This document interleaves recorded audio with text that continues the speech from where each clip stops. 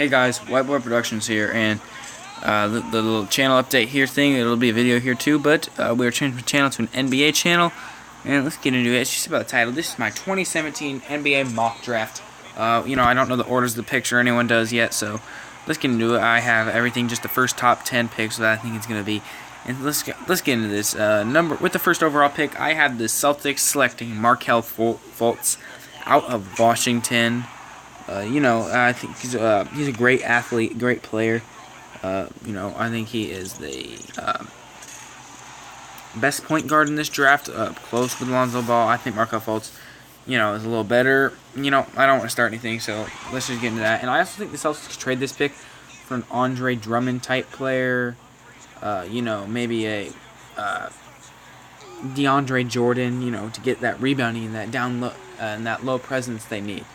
With the second pick, I have the Suns selecting Josh Jackson out of Kansas. That team is centered around athletes.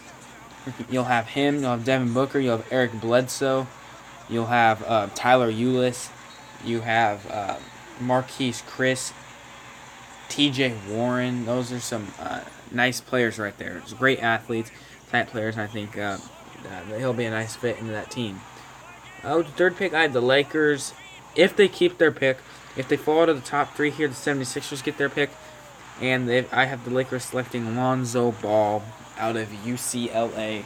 I have him the second best prospect in this draft. I just don't think the Suns or Celtics are in need of a player like him. So I see him falling to the Lakers at 3. And that's according to them. That's what they want. So I think that'd be a nice fit for Lonzo Ball and the Lakers. With the fourth pick, I have the 76ers. This was a tough one between Malik Monk and De'Aaron Fox, but I have the 76ers taking De'Aaron Fox. A better passer, so I think it'll help out Joel Embiid a little more. And Dario Saric, all those guys. Jahlil Okafor, which I think they should probably trade Jahlil Okafor for, maybe a... And you have Ben Simmons back, too, so they say he's going to play point guard. I just don't really see him playing the point guard. I see him playing a small forward that handles the ball kind of like a LeBron James. Not saying he's as good as LeBron, but I'm saying just ball handler like him. With the fifth pick, I have Orlando selecting Malik Monk out of Kentucky. A great scorer, one of the best in the country. What a coincidence, you just see a dunk by Malik Monk right there, and there's Josh Jackson, but getting off topic.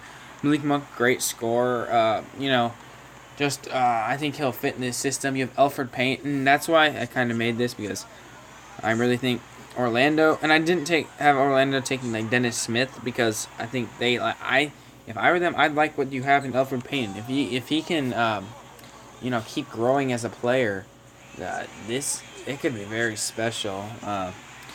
That's gonna be a nice backcourt, and having Aaron Gordon, so that's an athletic team right there. With the sixth pick, I had the Timberwolves selecting Jonathan Isaac out of Florida State. And really, the only spot in this team, you could say point guard. I mean, Ricky Rubio and Chris Dunn, I think they can hold down the fort. But their only real problem is their power forward with, like, Bialica, I think, or Gorgie Dang. Not sure which one is actually starting. But, yeah, Jonathan Isaac, 6'10". He'll play the power forward position nicely. Can spread the floor, athletic, get rebounds. Karl Towns already one of the best rebounders, one of the best players in the game. So Jonathan Isaac, I think, will fit nicely right next to Karl Anthony Towns. With the seventh pick, I have the Knicks selecting Dennis Smith. Also another point guard that is thrown up in there. Kind of been underlooked, a little underrated this year. Between the storylines, Markelle Fultz, Lonzo Ball, De'Aaron Fox, but Dennis Smith, a great point guard. I think he helped the Knicks out with the development of Kristaps Porzingis, and I think that could be a good team in a couple years if they keep making right draft selections, and maybe with these two players they can draw out a big free agent or someone. With the eighth pick, Sacramento has two picks, the 8th and the 10th. With their 8th pick, I have them selecting Jason Tatum, mainly because you have Buddy Hield and Willie Cauley-Stein, and this team I wanted to pick a big guy, but with this pick, like a Lauri Markkanen, but I just wanted to hold off and get Jason Tatum for this team. Mainly because Rudy Gay, he was a great player, but then he started having injuries when he came to Sacramento. So I think that's just downgrading him.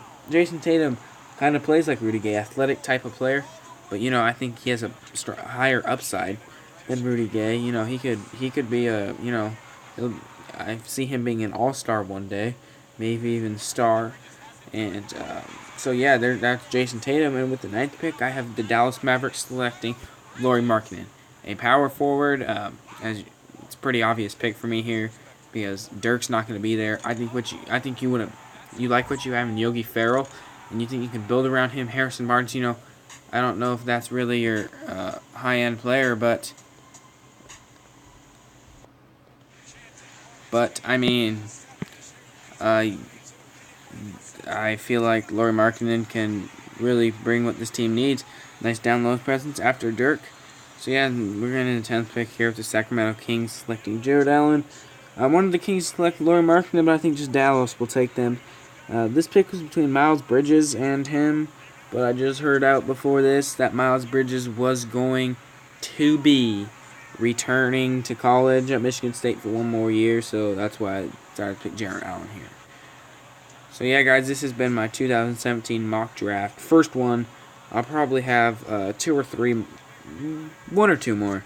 I'll have a couple other videos out tonight. And until then, peace.